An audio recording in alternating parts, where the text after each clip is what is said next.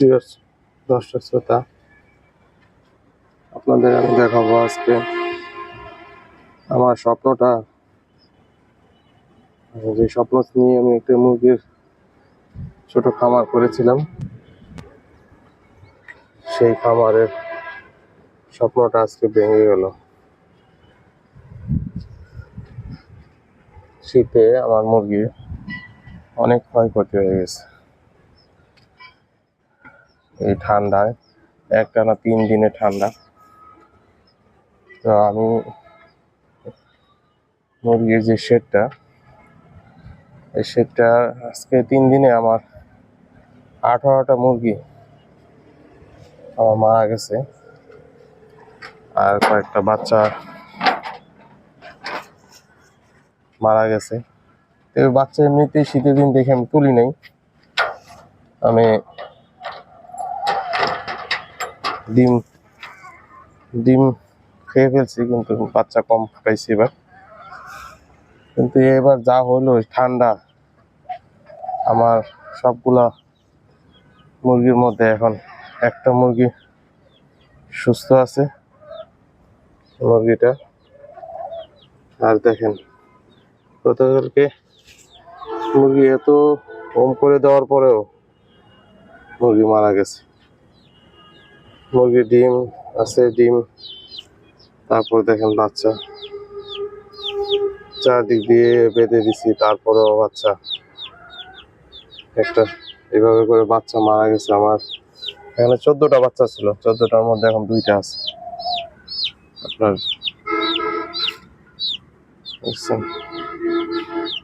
মারা গেছে। আমার কষ্টে, মানে এত কষ্ট লাগতেছে। আমি যে স্বপ্ন নিয়ে আমি আগাইছিলাম, আমার সবগুলা সেট আপ সব শেষ। এই ঠান্ডা, 3 দিনের ঠান্ডায় সব মুরগি, গতকালকে ছিল 3টা মুরগি, 3টার মধ্যে 18টা মারা গেছে গতকাল পর্যন্ত। আজকে একটা মারা গেল, আজকে একটা মারা গেল।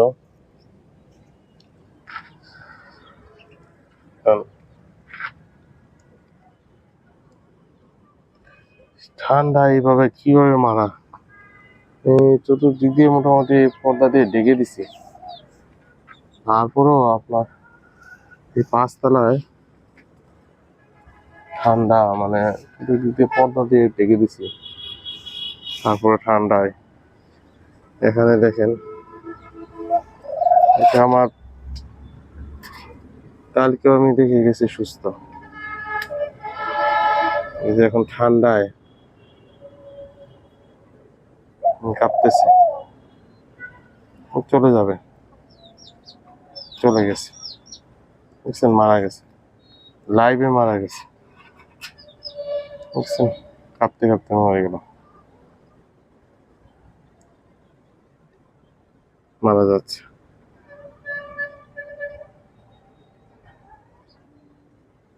খাবার হজম হয় না, এত ঠান্ডা, এত ঠান্ডা যে খাবার হজম হয় না, মারা গেল।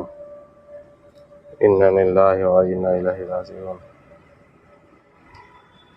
এটা ডিম পাড়া মুরগি, এটা আজকে দেখি থম ধরে আছে। আসলে এতগুলা মুরগি মারা যাইতো না 3 দিনে। আমি আসলে মায়া লাগে এগুলো জব করতে, অনেক শখ করে এগুলো বিভিন্ন জায়গা থেকে আমি সংগ্রহ করছিলাম, বিভিন্ন জায়গা থেকে কিনে নিয়ে আসছিলাম। এখন এগুলো যে এইভাবে শেষ হয়ে যাবে, আমার এই স্বপ্ন শেষ হয়ে যাবে, আমি কি করবো? আমি প্রথম মুরগি আর আগে কখনো পালি নাই, এই প্রথম পালা আরম্ভ করছি। এখন আমার মাথায় কাজ করতেছে না, আমি এত কিছু করলাম। এই যে দেখেন এই শেডটা, কিন্তু 4 দিক দিয়ে আমি দিকে সামনের দিক দিয়ে কিন্তু আমি দিয়ে দিই, সালার চট দিয়ে দিই। তারপরও এই ঠান্ডায়, এই যে আর একটা জিমাচ্ছে, এটা কিন্তু ডিম পাড়া মুরগি। যেটা মারা গেল ওইটাও ডিম পারতো।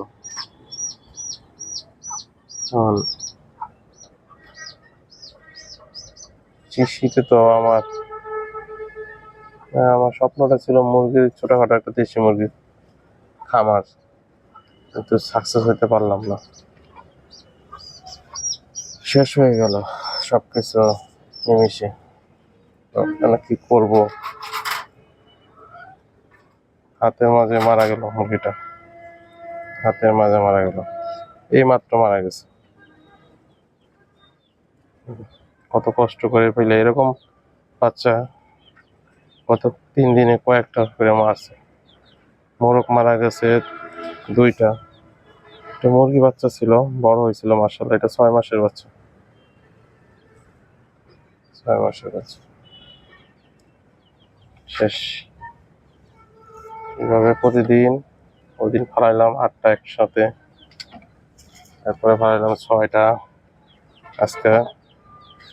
আজকে দেখেন আজকে কয়টা,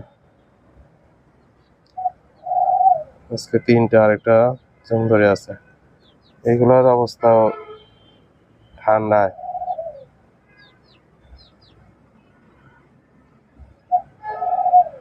না আমি তো আর আমার কষ্ট আর সহ্য হচ্ছে।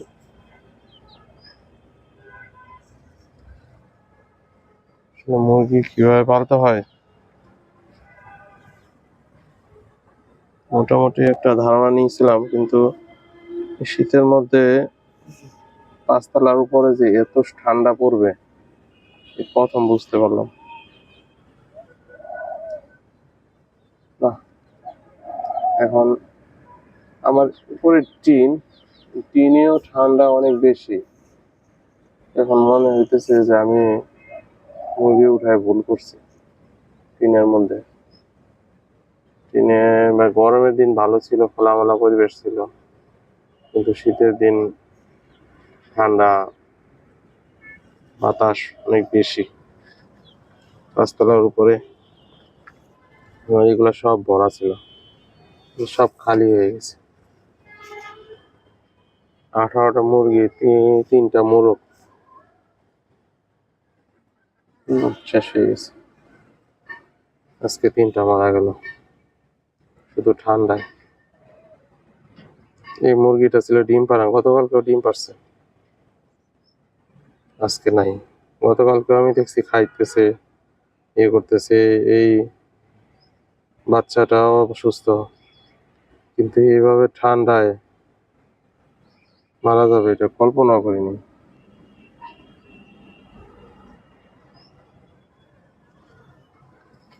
আল্লাহ,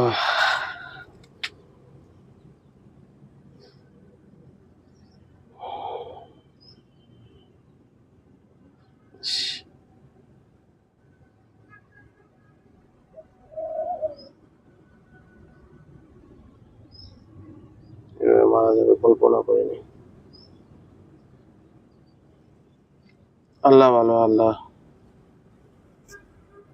হেফাজত করুক সবকিছু, মহান রব্বুল আলামিন ভালো জানে।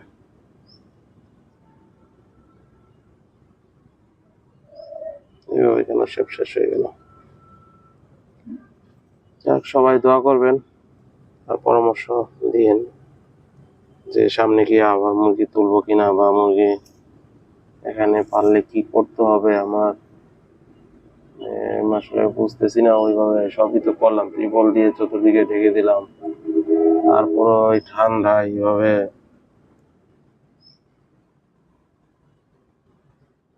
মুরগির বাচ্চাগুলো হয়ে যাবে এটা কল্পনা করতে পারিনি।